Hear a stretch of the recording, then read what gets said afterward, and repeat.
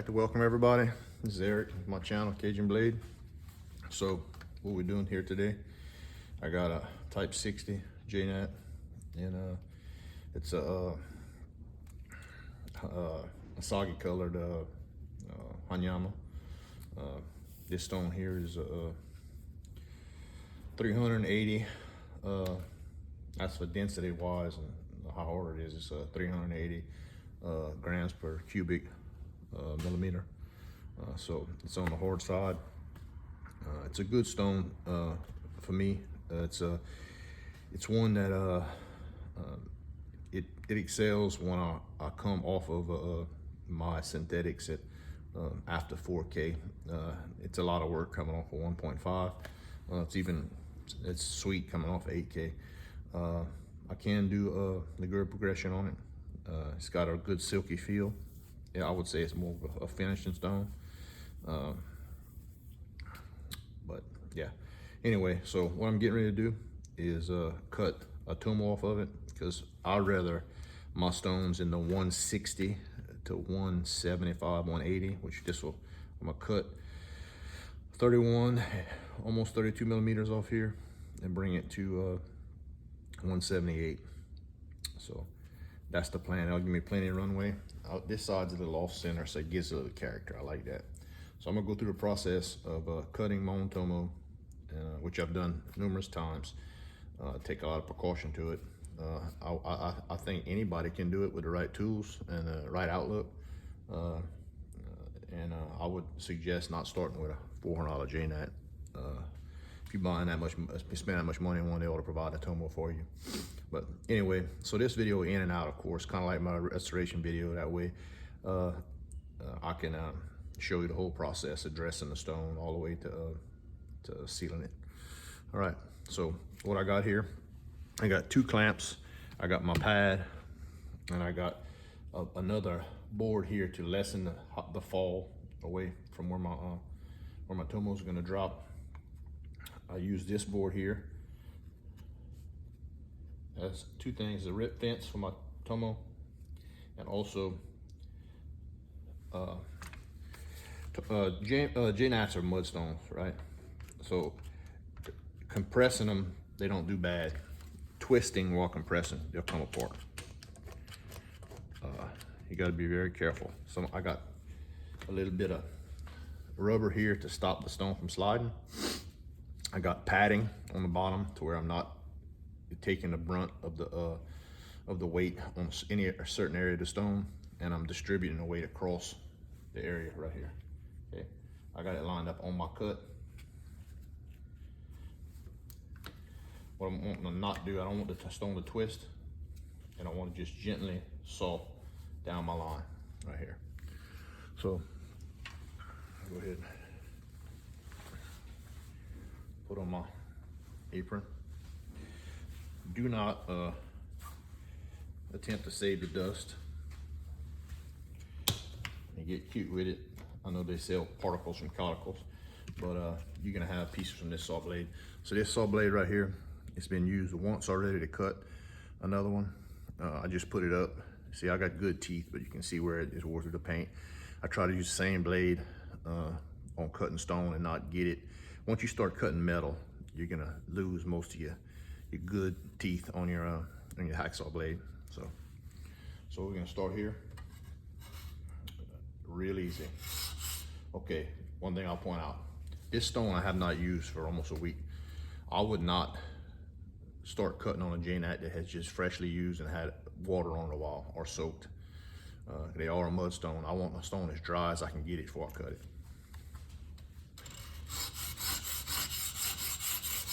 I also don't want to put any more pressure than I need to. I want it to fall off, or if I can get to that last millimeter or so, I'll snap it. Like I said, the Jnat doesn't do good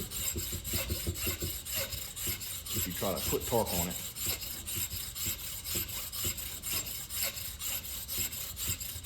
I don't worry about lessening the value of the stone, because if I was going to sell this stone to somebody, it'd be another guy who's sharpening razors. Because this is a razor stone. This isn't a knife stone. And most people that I have come across would rather a stone you can hold in hand. And you'll be amazed when you get past that 180 how the stone becomes, especially a thick stone like this, it becomes quickly a bench stone instead of a hand stone. I turned this one in to give me room.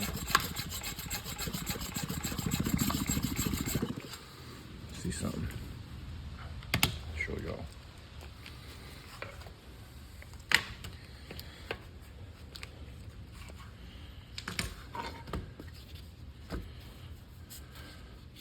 Right there in the collar. It's definitely got a lot harder.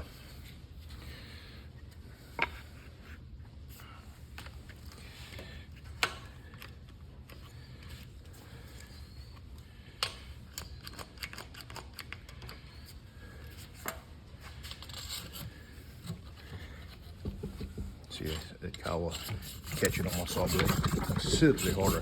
That's why you don't want that stuff on your edge.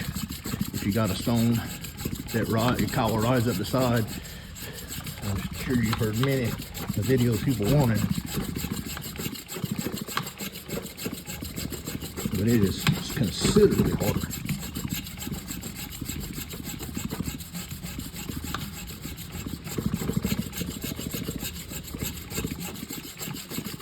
The last few millimeters is going way tougher than the first.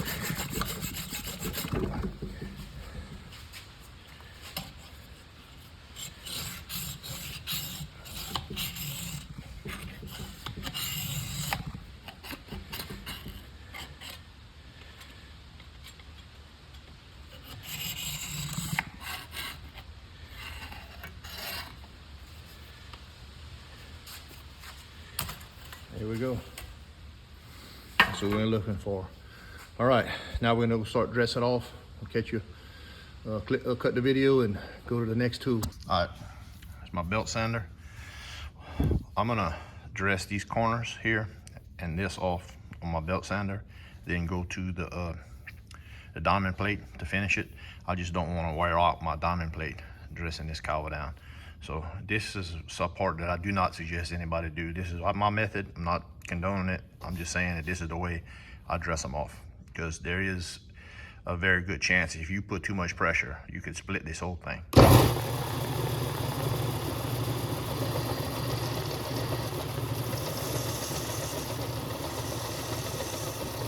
See the sparks in the collar?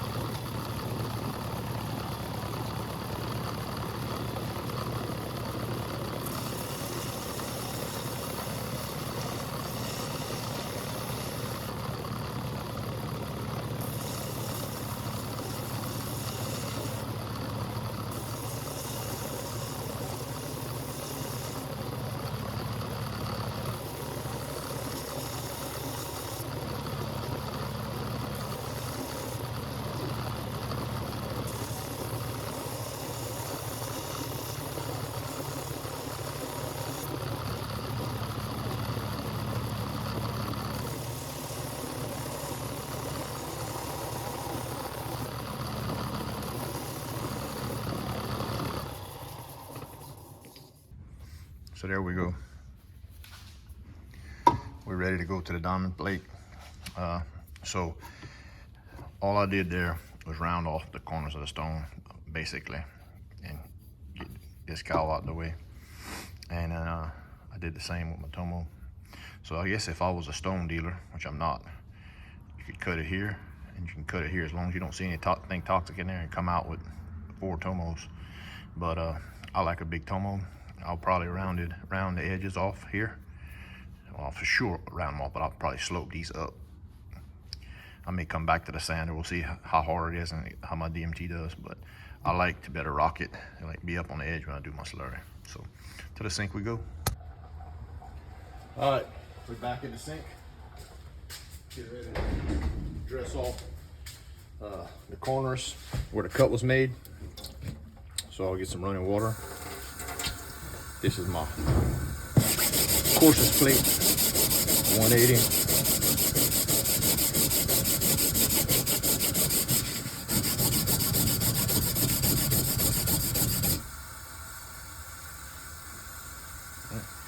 Got some yellow paint from my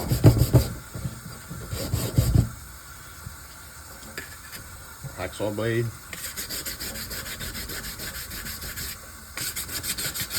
I wasn't very comfortable putting that belt sander on the face, asking for trouble. It went good. I didn't want to create trouble where there was none.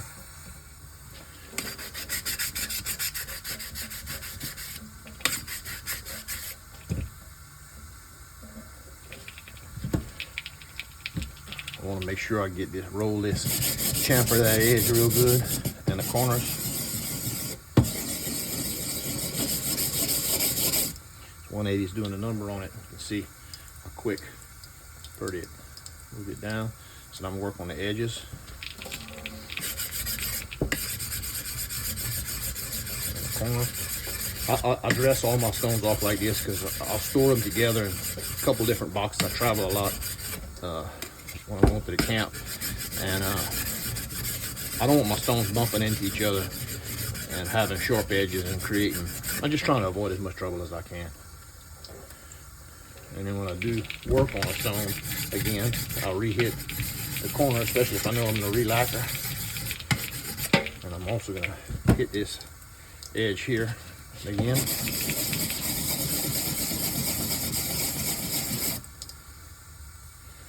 And the edges stone.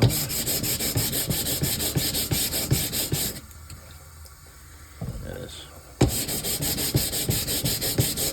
180 is doing a number on it. For sure. All right.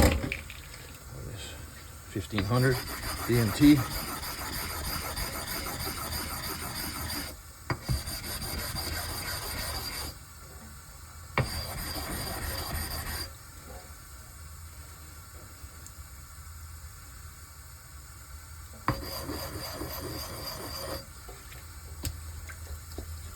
This is cold water. I don't laugh with warm water. Not that I've had a bad experience with warm water. I've just taken advice from folks that know more than me.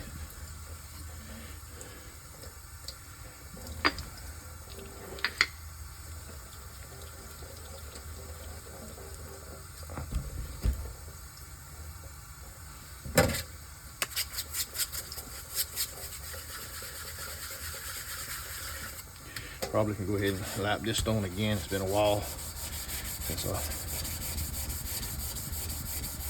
really put a pencil or a straight edge on it. All right, that to me is perfect in hand. Tomo.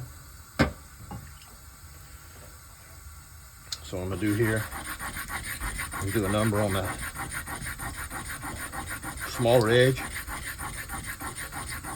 because I like to build a slurry like this.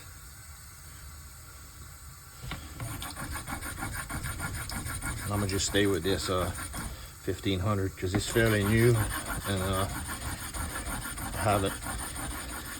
I like them when they're a little wore out.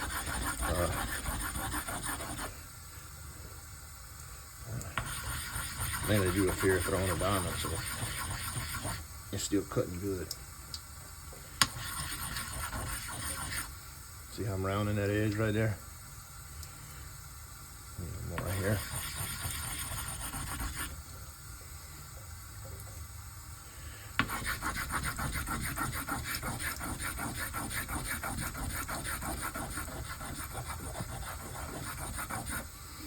A lot of my videos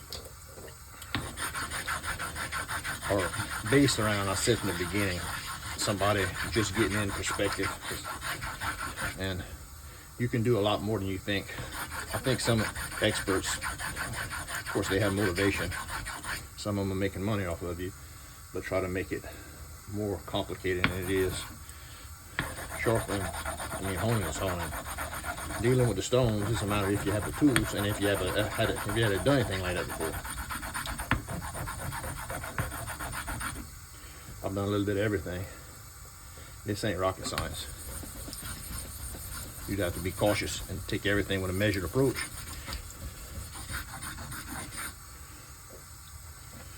So there we go. See, you can see here, it's too much edge right there.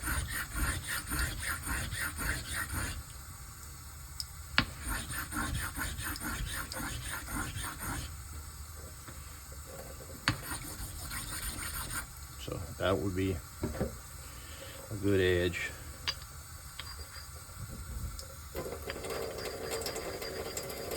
Look at there. Look at there.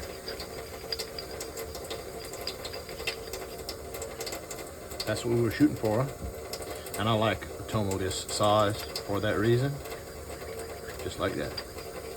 Like I said, just my preference. So that's success in my book. All right, welcome back. So now I'm gonna seal the edges. So the product I use is DuPont Stone Tech.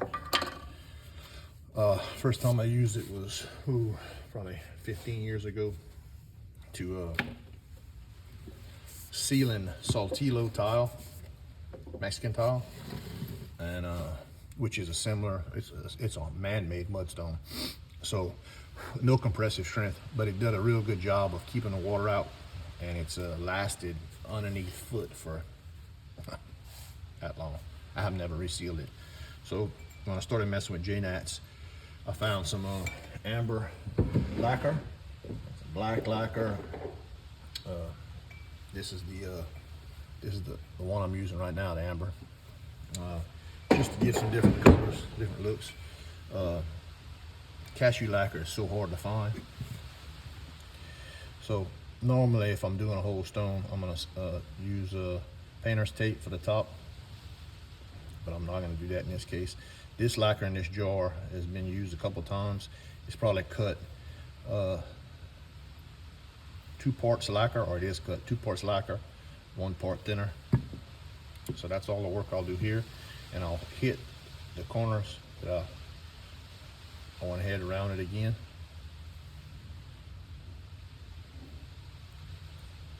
Just freshen it up. And I guess I'll probably go ahead and hit the sides one time. So I let my stone dry between takes. So angle here, not let my other side touch.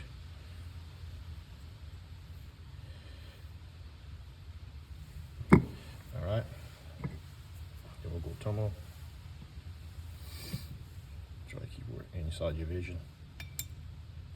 So I want to stay away from my stone, not getting out on the surface, create me more work than I have to. Just a light coat's all you need. I usually put 3 coats.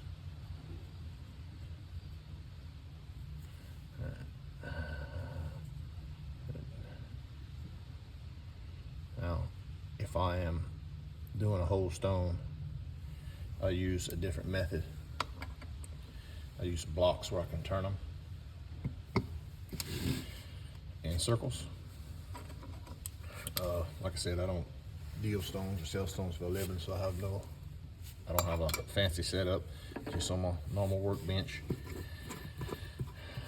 I keep the lacquer, it lasts a while. That's it. So I'm gonna keep these right here in the window, in the sunlight, and let them dry. Then I'll relap the tops. This one needs to be lapped anyway. Just check level, and make sure I didn't get no lacquer on the surface like I did right here. And that's it. But here we are. All right. It's been I guess a little over 24 hours since I finished the stones and put my last coat of sealer on it. This is the last step. I'm gonna relap the stone beans I'm doing. I got a couple out here I need to just check. So I use lines, straight edge. I'm gonna use lines right now. I'll be honest with you, I already lapped it, and I got most of the work done to condense it. So I'm gonna final lapping on it, and then chamfer all the edges, and then do my Tomo. All right, so I use straight lines. I use figure eights. Don't turn the hot water on, that ain't a good idea. Just straight line like that. I use my fingers to keep me lined up. Like I said, I did lap this stone previously, so there you are. Okay, so then I'm gonna take my 1500. That was a 320. Address the surface. Not 1500, 1200 DMT. I'm gonna go ahead and address the sides. Get any lacquer that walked up the sides off.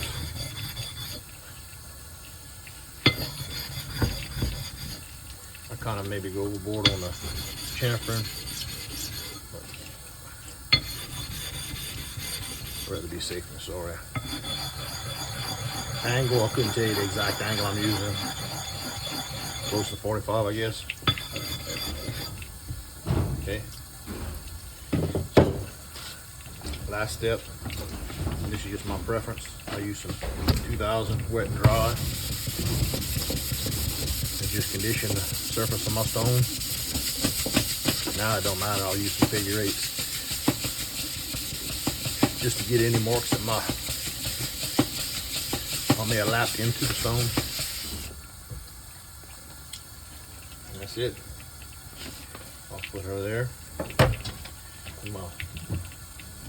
Same thing here with my Tomo. Not worry about cleaning the lapping plate because that was the last stone it's seen. But this is what I was telling you earlier. I like to roll the edges.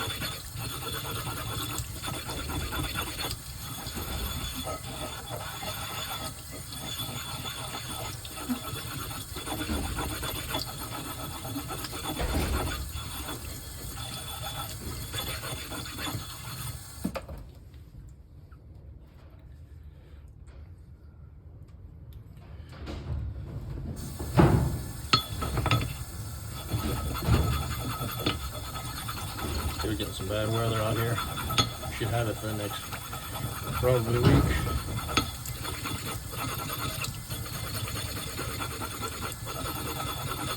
Not week, probably through the weekend. I mean to the weekend.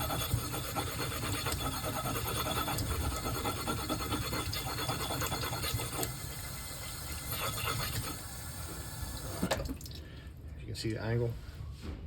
That's my way I prefer to do it. All right, so now I got my Tomo lapped. We finished our Asage Hamyana, Jnat. Everything's sealed.